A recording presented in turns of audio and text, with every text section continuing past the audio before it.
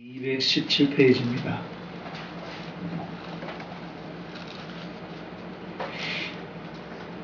민수기 14장 4절로 10절까지 우리 한 목소리로 같이 읽습니다.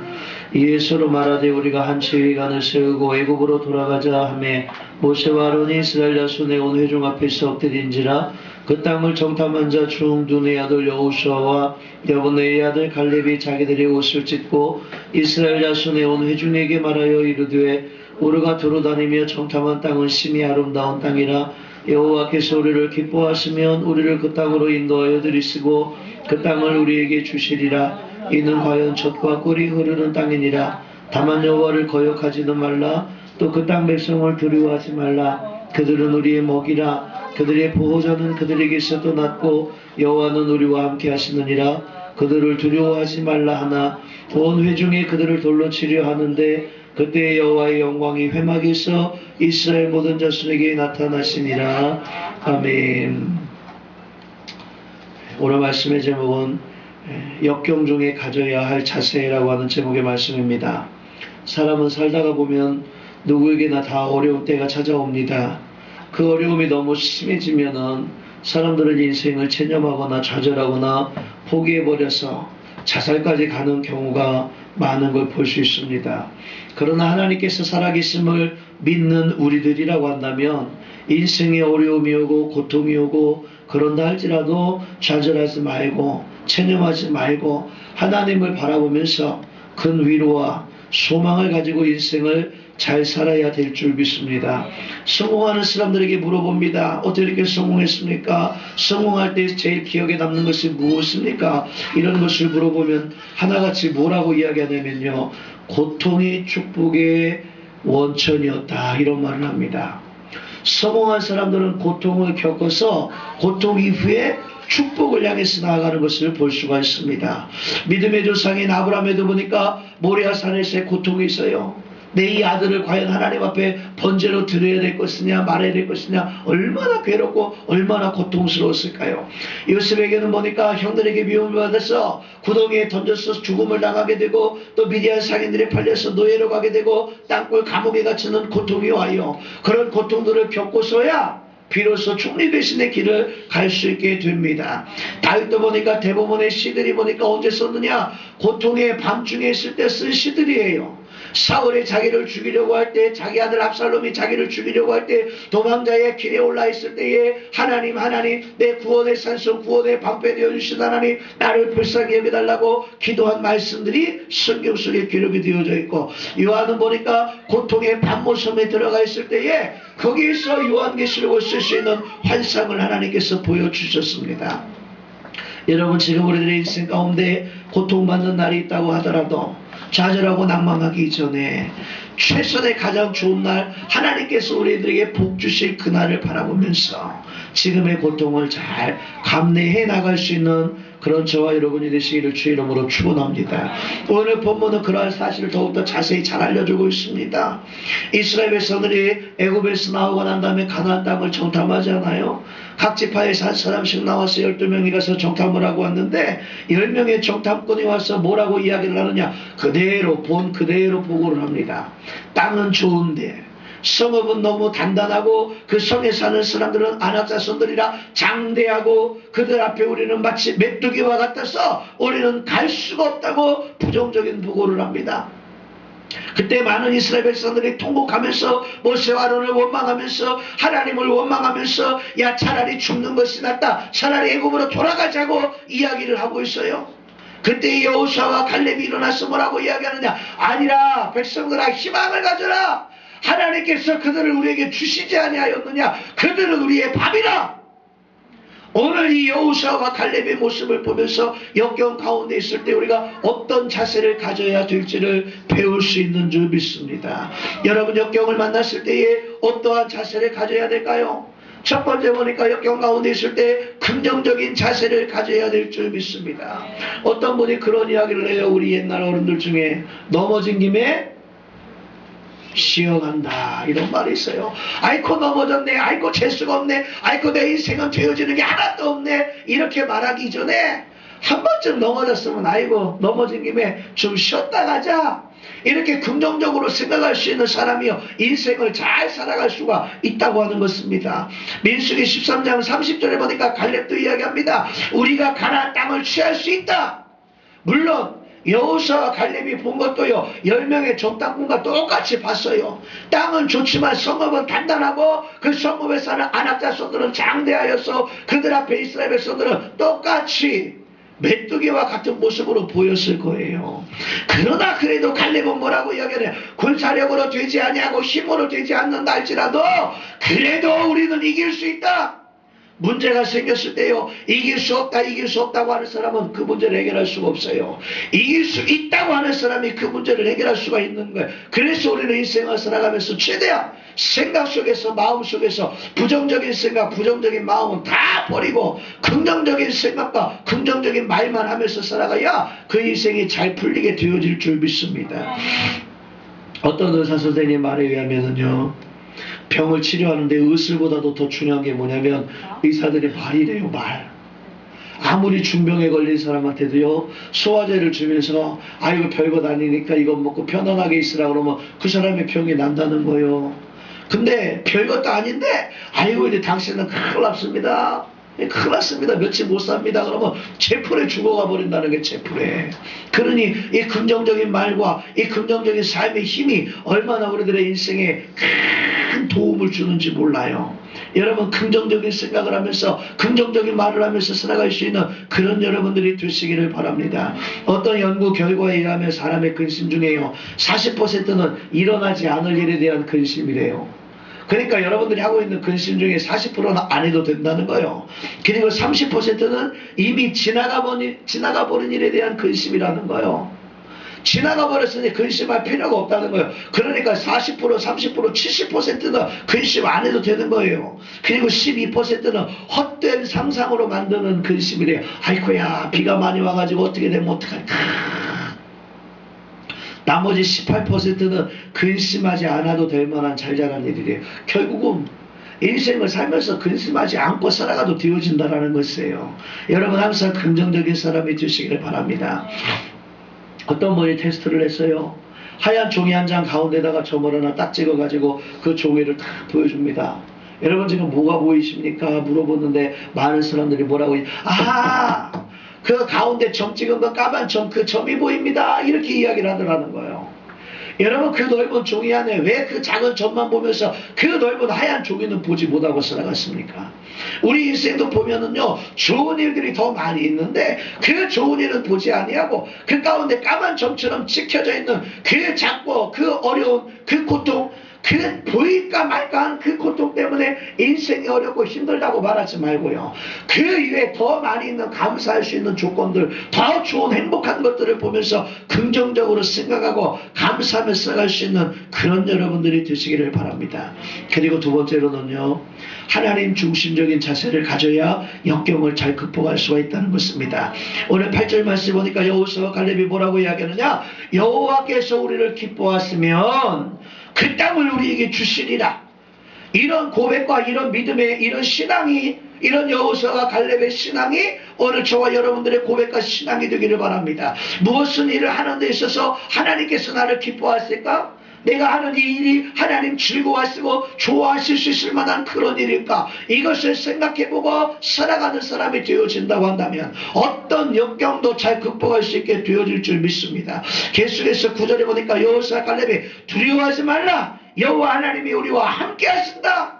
하나님이 기뻐하시는 일을 하는 데 있어서 하나님이 나와 함께 해주시는 줄 믿습니다. 그러니까 강하고 담대할 수 있는 거예요. 이런 삶의 신앙의 확신이 오늘 우리들에게 있어야 될 줄 믿습니다. 가끔 어떤 분은요 내가 기도도 많이 못하고 내가 헌금도 많이 못하고 예배도 잘 못 드리는데 내가 부족해서 나 같은 사람이 하나님의 사랑을 받을 수가 있겠나? 아이고 이렇게 말하는 사람이 있어요. 여러분 하나님의 사랑을 받을 만한 자격이 있는 사람이 있습니까?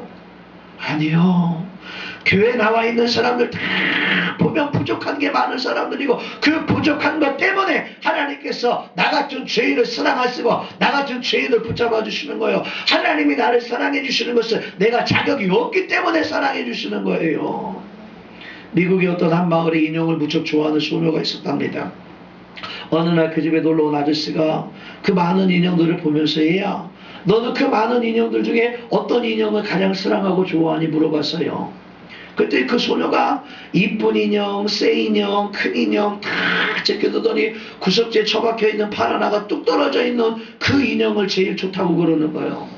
그 아저씨가 물어봤어요. 아니 여기 보니까 큰 인형도 있고 비싼 인형도 있고 좋은 인형도 있고 다 있는데 어째서 너는 이 팔이 하나 뚝 떨어진 오래된 이 인형을 너는 좋아하니? 물어봤어요. 그때 그 소녀가 대답하기를, 비싼 인형이나 좋은 인형, 예쁜 인형은 다른 사람들도 다 좋아하지만 이 팔이 떨어진 인형은 내가 아니면 좋아해 줄 사람이 없기 때문에 나는 이 인형이 좋아요. 그러더라는 거예요. 여러분, 우리가 부족하기 때문에 하나님의 사랑을 받고 살아가고 있는 줄 믿습니다. 인간과의 관계에 있어서도 마찬가지인 것 같아요. 사람들은 완벽한 사람을 좋아하는 것 같지만요, 완벽한 사람은 좀 피곤하지 않습니까? 뭔가 좀 부족한 사람을 보면 그 부족한 사람의 부족한 것을 메꿔주고 싶어하고 채워주고 싶어하는 것이 사람의 마음 아니겠습니까?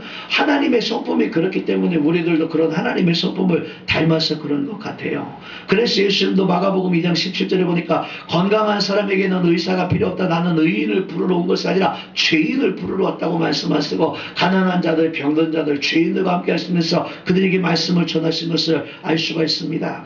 나는 정말 하나님의 사랑을 받을 만한 자격이 있습니다라고, 나는 하나님의 사랑을 받을 정도로 예배도 잘 드리고 기도도 많이 하고 봉사도 많이 하고 헌금도 많이 하는 사람입니다. 하나님은 그런 사람에게 사랑을 베풀어 주는 것보다도 그런 자격이 없는 부족하고 연약한 우리를 기억해 주셔서 우리들에게 사랑을 베풀어 주시기 때문에 그것이 하나님의 사랑이기 때문에 오늘 우리들의 인생은 이제 어떻게 살아야 되느냐, 나 중심으로 살아가는 것이 아니라 하나님 중심으로 살아가야 될 줄 믿습니다. 왜? 그 사랑을 받을 만한 자격도 없는 나를 하나님이 사랑해 주셨으니까. 이제는 내 인생을 나를 위해서 사는 것이 아니라 하나님을 위해서 살아갈 수 있는 그런 사람이 되어져야 되지 않겠습니까? 아무리 정교하고 비싼 스위스 시계도 보니까 1년에 2초, 3초가 초가 달라진다고 그래요. 사람이 만드는 건 아무리 정교하게 만드는 것 같아도 그런 차이가 있는데요, 하나님이 만드신 우주를 잘 보세요. 모든 것이 얼마나 정확하게 잘 돌아가고 있는가. 올해는 보니까 음력으로 달이 빨라가지고 추석이 빨리 온다 그러죠. 양력은 안지 8월 달이에요. 가장 더워야 될 때예요. 근데 지금 날씨가 어때요? 찬바람이 불면서 막 너무 선선하지 않습니까? 하나님께서 만들어 놓으신 그 우주는요, 정확하게 돌아가고 있는 거예요. 사람은 정확할 수가 없는 거예요. 그런데 그 정확한 하나님께서 우리들의 인생을 책임지시고 우리들의 인생을 붙잡으시고 우리들의 인생을 인도해 주시는데 왜 걱정하고 왜 근심하며 역경 때문에 힘들다고 좌절하고 낭망하며 살아갔습니까? 하나님의 사랑을 입는 여러분들은 강하고 담대하게 살아가시기를 바랍니다. 중요한 것은 무엇이냐, 내가 나에게 주어진 그 하나님의 사명을 내가 어떻게 감당할 것인가, 최선을 다해서 열심히 감당해 나가고 있는가, 그것을 생각해내야 된다는 거예요. 하나님이 나를 사랑해 주셨으니까 내게 주어진 그 사명은 최선을 다해서 감당해 나가야 될 줄 믿습니다. 다만 우리들의 인생 가운데 역경이 오고 어려움이 오는 것은요, 하나님의 고통의 때에 우리들의 인내를 보시려고 그러는 거예요. 우리들의 인내를 통해서 천문과 같이 단련하여서 더 귀한 존재로 하나님께서 쓰시려고. 욥이라고 하는 사람도 보니까 그 인내 기간이 얼마나 길고 큰지 모릅니다. 보니까 하루아침에 재산도 다 날라갔어요. 하루아침에 자식도 죽어버렸어요. 온몸에 악창이 들어서 기와로 자기 몸을 벅벅벅 긁어야 돼요. 부인은 보니까 하나님을 원망하고 죽어버리라고 그러고 도망가 버렸어요. 친구들도 와가지고 네가 뭔가 잘못이 있다고 다 그러면서 열변을 토하는 거예요. 그 뭐 싸우는 시어머니보다 옆에서 말리는 그 뭐 시누이가 더 밉다고. 고통당한 것도 고통당한 것이지만은 평상시 나한테 와서 빌어먹고 얻어먹고 다 그러던 친구들이 이제 와가지고 네가 잘못 커봐라, 네가 잘된 게 뭐가 있냐, 이 말을 하면 얼마나 욥이 막 화가 나고 미칠 것이야. 그런데도 욥은 그런 삶 속에서도 철저하게 하나님 중심으로 살면서 어리석게 하나님을 향하여 원망하지 않았더라 그랬더니 하나님께서 그의 본연에 갑절의 복을 부어주셨더라고 성경은 기록을 하고 있지 않습니까? 오늘 여러분 일생을 사는 데 있어서 하나님 중심으로 사는 자들은요, 바울처럼 가난해도 부여해도 하나님 앞에 감사할 수 있게 됩니다. 욥처럼 하나님 중심으로 사는 자는 어리석게 하나님을 향하여 원망하지 않습니다. 조금 있다고 해서 감사하고 없다고 해서 불평불만하는 그런 어리석은 인생을 되지 말고, 있어도 없어도 가난해도 부여해도 건강해도 병들어도 늘 하나님 중심으로 살면서 역경 속에서도 감사할 수 있는 그런 저와 여러분이 되시기를 바랍니다. 그리고 세 번째는 보니까 역경 가운데 있을 때는 어떻게 되냐, 비전을 가지고 서로 격려해 주라는 것입니다. 오늘 8절에 보니까 여호수아 갈렙이 하나님께서 가나안 땅을 우리들에게 주신 것이다, 그 땅은 정말로 젖과 꿀이 흐르는 땅이다, 꿈을 꾸게 만들어주는 거예요. 이제 애굽으로 다시 돌아가자고 돈을 들어서 모세를 죽이려고 하는 그 백성들을 향하여서 아니라, 하나님이 주신 땅은 이와 같이 젖과 꿀이 흐르는 좋은 땅이니 꿈을 가져라, 비전을 가져라, 희망을 가져라, 그리고 우리 가나안에 향해서 나가자라고 이야기를 하는 거예요. 비전이 있어야 생각을 하고, 생각이 있어야 행동으로 옮겨지게 되고, 그래야 그 꿈이 이루어지게 되지 않습니까?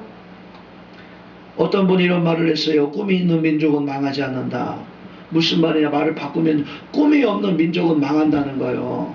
여러분, 꿈을 가진 인생들이 되시길 바랍니다. 꿈을 가진 가정이 되고 꿈을 가진 직장과 사업장이 되어서 그 꿈이 여러분들 인생 가운데 이루어질 수 있게 되기를 바랍니다.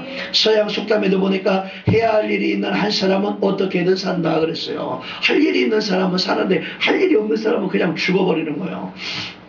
은퇴하고 나서도 보니까 할 일이 없는 은퇴한 사람들은 금방 기력이 떨어지고 금방 힘이 떨어져가지고 그냥 바로 죽어버리더라고요. 근데 은퇴하지 않는 사람들은 오래 사는 거예요. 오래 장사하는 사람들 오래 살고요. 자기가 해야 될 일을 가지고 만든 사람 보니까 오래 살더라고요. 해야 할 일이 있어야 살아갈 수가 있고, 해야 할 일이 있어야 어떤 역경 가운데서도 새 힘을 얻어서 그 일을 잘 극복해 나가게 되어질 줄 믿습니다. 임준호라고 하는 선교사님 이야기를 예전에 한번 한 적이 있습니다. 1997년도에 이제 몽골하고 교류가 트이게 되면서 몽골로 선교를 하러 가게 된 거예요. 그래서 이제 몽골에서 선교를 하면서 한 10년 지나고 나니까 선교사들 한 30여 명 모아가지고 센터도 만들어 놓고 학교도 만들어 놓고 몽골 현지 교회도 한 6, 7개 정도 새로 세워놓고 어느 정도 선교센터가 자리를 잡게 되었어요. 그리고 나서 보니까 이제 30명이나 되는 현지의 선교사들도 존경하는 사람이 되었어요. 그 정도가 되었으면 사람은 편안한데 안주하려고 하지 않습니까? 그 정도 자리 잡고 그 정도 편안하게 되었는데, 그런데 그 임준호 선교사님은 또 새로운 꿈을 꾼다는 거예요. 어떤 꿈을 꾸느냐, 몽골에서 이제 어느 정도 잘 되어지고 선교사에게 잘 되어지니까 몽골 옆에서 내려오면은 내몽고 지역이라고 그러거든. 내몽고 자치구라고 하는 중국 땅이 있어요. 이제는 중국에 들어가서 그리스도의 복음을 전하면서 그곳에 가서 선교의 사역을 하겠다고 다 그러는 거예요. 많은 사람들이 말립니다. 아, 여기 있으면 편하고 좋은데 왜 굳이 더 들어가려고 왔습니까? 하나님이 나를 사랑해 주셔서 하나님 백성 되고자 하는, 하나님 백성이 되어야만 하는 그 사람들이 지금도 그렇게 많이 있어서 그리스도의 복음을 듣지 못하고 있는데, 내가 여기서 이렇게 편하게 있으면 되겠습니까? 역경을 스스로 찾아 들어가려는 하는 그런 분이 있어요. 그런 분이 있으니까 세상이 살만한 세상 아니겠습니까? 여러분, 우리도 그와 같이 세상을 살만한 세상으로 만들어 가야 될 줄 믿습니다. 그 희망이 누구에게 있습니까? 우리들에게 있는 거예요. 비전을 가지라고 했다고 돈 벌고 이 땅에서 잘 먹고 잘 사는 그 꿈만 갖지 마세요. 교회를 통해서, 하나님을 통해서 내가 어떤 하나님의 사명을 감당해 나갈 것인가, 믿음 안에서, 신앙 안에서의 꿈도 가지시기를 바랍니다. 그리고 그 꿈을 가지고 열심히 기도하면서 다른 박질하고 노력하게 되어진다고 한다면 하나님이 그 꿈을 이루어 주실 줄 믿습니다. 그리고 나면 너희는 기도할 때 이렇게 기도하라. 그의 나라와 그의 일을 위하여 기도하라 그랬거든요. 교회를 위해서, 하나님을 위해서 내가 하나님의 사명을 감당해내고 나면 나의 일은 누가 해주신다 그랬어요? 하나님께서 책임져 주실 줄 믿습니다. 그러면 모든 역경과 근심과 환난은 다 지나가 버리게 되어지는 거예요. 그리고 네 번째는 보니까 역경 가운데 있을 때는 담대한 신앙의 자세를 가져라 그랬어요. 오늘 9절 말씀에 보니까 여호수아와 갈렙이 몇 번이나 백성들에게 뭐라고 이야기하느냐, 담대하라, 두려워하지 마라, 그들은 우리의 밥이라. 문제가 왔을 때 어떤 사람은 그 문제에 그냥 먹혀버린 사람이 있고요, 어떤 사람은 그 문제를 그냥 먹이로 삼는 사람도 있어요. 문제에 먹혀야 되겠습니까? 문제를 먹어야 되겠습니까? 문제에 먹히는 사람은요, 어떤 인생의 문제가 오면 또 문제야, 힘들어 죽겠네. 아이고 또 돈 때문에, 아이고 또 사람 때문에, 아이고 또 뭐 때문에. 이런 사람은 문제 못 키는 사람이요. 문제를 두려워하기 때문에. 그러나 문제를 두려워하지 않고 문제를 먹어버리는 사람, 아이고 이 정도 일이야. 돈, 아이고 이거 별것 아니지. 건강, 이것도 별것 아니지. 사람과의 문제, 이것도 별것 아니지. 담대하게 생각할 수 있으면 그럼 얼마나 힘이 나는지 모릅니다. 제가 사실 게장을 잘 안 먹습니다. 왜냐하면 이게 양념게장을 그전에 많이 먹었는데, 양념게장이든 꽃게장이든 이게 먹다가 보면 껍데기가 시원찮아요. 껍데기가 이빨 사이에 자꾸 낑기게 되고 이거 먹기가 참 힘들어요. 그런데 그 양념게장을 탁 해가지고 껍데기 있는 것만 이렇게 집사람이 나한테 탁 주면은요, 거기다가 밥을 탁 말아가지고 싹 해서 먹으면 밥도둑 게 한 마리가 뚝딱이요. 그 다리에 있는 살도 마찬가지예요. 참 내가 먹으려고 입으로 깨면 이게 내가 이빨이 순찮아가지고 그 게 껍데기가 이빨에 자꾸 낑기거든요. 이 불편해서 못 먹는데 그 집사람이 또 가위로 탁 해가지고 살만 주면 이게 또 얼마나 맛있는지 몰라요. 먹기는 힘든데요, 먹으면 맛있어요. 인생의 문제도 마찬가지요. 돈의 문제가 오고 사람의 문제가 오고 여건과 환경의 문제가 와서요, 볼 때는 어렵고 힘들어 보이지만은요, 극복하려고 생각하고 정신 차리고 보면은 얼마나 그 문제들이 별것 아닌지 몰라요. 그리고 그 문제들이 잘 극복이 되어지는 하나님의 능력과 역사를 경험하고 나면은요, 그 하나님의 은혜가 얼마나 감사한지 몰라요. 이걸 경험해 봐야 하나님을 사랑할 수 있게 되어지지 않겠습니까? 이걸 경험해 봐야 담대하게 그리스도의 복음도 증거할 수 있고 간증의 거리도 생기는 것 아니겠습니까? 여러분 왜 세상을 두려워하십니까? 이스라엘 백성들이 보세요. 가니까 가나안 땅이 너무나 좋기는 하지만 여리고 성이 너무나 큽니다. 그 성에 살고 있는 아낙 자손들이 너무나 커서 우리가 그들 보기에는 메뚜기와 같고, 그들은 전쟁을 하는 사람이요, 이들은 보니까 목자의 삶, 그 전에 애굽에서는 뭐 하던 사람이었는가 밖에 벽돌 만드는 사람이었어요. 그리고 와가지고 전쟁을 하려고 하니 뭔 전쟁이 되겠어요. 무서웠겠죠. 무서웠을 거예요. 그러나 하나님께서 이 여리고성을 싹 정리한 다음에 그냥 들어가라 그랬으면 어떤 하나님의 능력을 경험해보지 못했기 때문에 감사의 거리가 없었을 거예요. 나중에 하나님만 믿고 의지하면서 가라고 하면 가고 쓰라고 하면 써도 훈련을 광야에서 다 경험하고 왔을 때에 여리고성을 하루에 한 바퀴씩 돌아라, 7일째 7바퀴 돌아라, 그리고 조용히 하고 있다가 한꺼번에 소리를 확 내라, 소리를 확 냈더니 여리고성이 와르르 무너진 거예요. 그리고 나니까 야, 하나님께서 역사하셨구나, 그걸 경험하게 되어지는 거예요. 하나님을 경험하게 만들고 감사하게 만드시려고 하나님께서 역경을 주시고 어려움을 주신 것이지요. 니네 한번 힘들어봐라, 그것 때문에 주신 것 아니에요. 니들 힘들면 내가 통쾌하겠다, 아니요. 우리가 힘든 것만큼 하나님도 아프세요. 우리가 그 힘든 걸 잘 극복해 나갈 수 있도록 하나님께서 길을 이끌어 주실 줄 믿습니다. 그래서 성도들은 때때로 문제가 오고 환난이 온다 할지라도 피해가려고 하지 말고 그걸 잘 극복해낼 수 있게 되기를 바랍니다. 제가 오늘 TV를 보다 보니까 진짜 사나이에서 유격의 꽃이라고 할 수 있는 화생방 훈련을 하러 들어가더라고요. 근데 일반 부대에서는 화생방 훈련 들어가면 방독면 이것만 띄었다가 붙였다가 나와요. 그건 그렇게 심하지 않아요. 제가 받은 경험으로는 사실 이거 벗었었거든요. 근데 보니까 이번에 2단계라 그래가지고 벗으라고 그러더라고요. 그래서 이거를 딱 벗으면은 시에스탄을 팍 뿌려놓으니까 숨을 쉬려고 그럴 때 연기 같은 게 목을 팍 들어막으면서 숨 못 쉬게 됩니다. 숨이 안 쉬어질 것 같아요. 그래서 헨리가 숨을 못 쉰다고 뛰어나가 버렸어요. 그런데 죽지 않아요. 숨을 못 쉴 것 같은데 여기서 나가면 다시 들어와야 된다고 이야기를 해놓고 들어가 있기 때문에 실제 군인들은 안 나갑니다. 거의 못 나갑니다. 그리고 거기서 군과 세국을 하고 그리고 나가야 되는데 처음에는 숨을 쉴 수가 없는데요.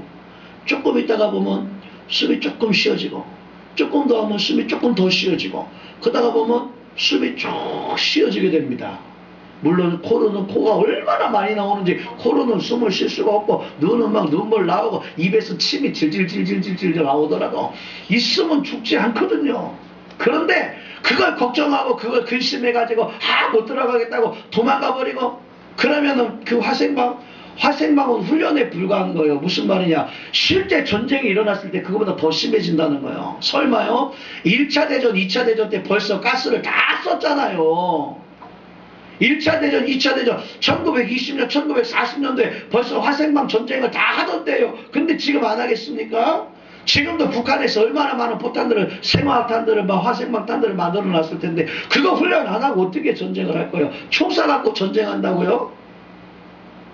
담대하게 해야죠. 담대하게. 전쟁을 예비하는 훈련이라고 한다. 훈련은 전쟁처럼 해야 되지 않겠습니까? 그 훈련 때 흘리는 땀방울이 전쟁에서 흘리는 핏방울을 대신할 수 있다고 이야기했는데, 훈련을 그렇게 얼렁뚱땅 해가지고 어떻게 전쟁을 할 수가 있겠어요? 담대해야지요. 오늘 우리는 그리스도의 군사라고 하지 않았습니까? 세상을 살아가는 것도 담대하게 살아가야 될 줄 믿습니다. 교회에서 보니까 설렁설렁 예배드리고 설렁설렁 기도하고 설렁설렁 찬양하고 졸다가 나가고 이래가지고 세상에 나가서 어떻게 그리스도의 영적인 전쟁을 할 수가 있겠습니까? 마귀는 틈만 나면 우리를 넘어뜨리려고 하는데요. 물질로 넘어뜨리려고 하고 사람으로 넘어뜨리려고, 여건과 환경으로 우리에게 역경을 주고 고통을 주고 환난을 주면서 우리를 넘어뜨리려고 하는데, 우리가 어떻게 승리할 수 있겠어요?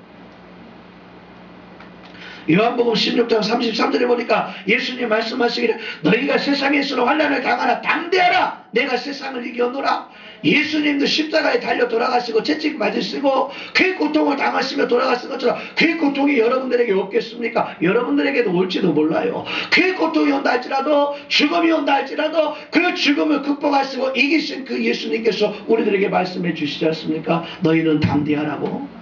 죽음 가운데서도 담대하라고 예수님 말씀하시는데, 삶의 조금의 역경이 온다고 해서, 어려움이 온다고 해서, 환난이 온다고 해서 금방 불평불만 하고 원망하고 신앙 바깥으로 나가버리고 교회 바깥으로 나가버리고 그런 연약한 흔들리는 갈대와 같은 신앙인들이 되지 마시고, 반석에 굳건하게 서서 예수님만 바라보면서 신앙생활할 수 있는 그런 여러분들이 되시길 바랍니다. 순종에는 두 가지 종류의 순종이 있답니다. 하나는 쩔쩔매면서 마지못해 하는 순종이 있어요. 소심한 순종. 또 하나는 범사에 감사하면서 기쁘게 하려고 하는 담대한 순종이 있어요. 어떤 순종이 낫겠습니까? 마지못해 하는 그런 순종하지 말고, 기왕이면 내가 해야 될 일이라면 기쁘고 감사하게 생각하면서 담대하게 하나님 말씀 안에 순종하고 살아갈 수 있는 그런 여러분들이 되시길 바랍니다. 오늘 본문 말씀 한번 여러분 싹 그려보세요. 광야의 이스라엘 백성들이 얼마예요? 장정만 60만이니까 200만 명이나 되는 그 수많은 사람들이, 우리가 왜 여기에 왔는가? 애국으로 돌아가자고 통곡의 소리가 울면서 다 외쳐질 때에 여호수아와 갈렙이 그들 앞에 서서 담대하게 이야기하는 거예요. 하나님이 우리를 기뻐하시며 가나안은 우리의 것이 될 수 있습니다. 문제는 우리의 밥입니다. 그들은 우리의 밥입니다. 강하고 담대하게 이야기할 수 있는 이런 신앙인이 되어져야 우리들의 삶 가운데 역경도 환난도 고통도 고난도 다 물러가 버리게 되어지지 않겠습니까? 오늘 우리 서창교회 모든 성도들은 항상 여호수아와 갈렙처럼 긍정적인 신앙을 가지시길 바랍니다.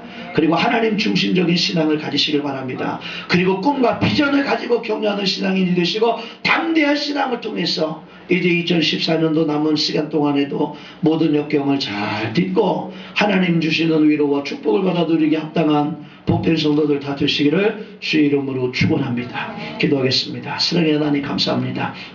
오늘 우리들의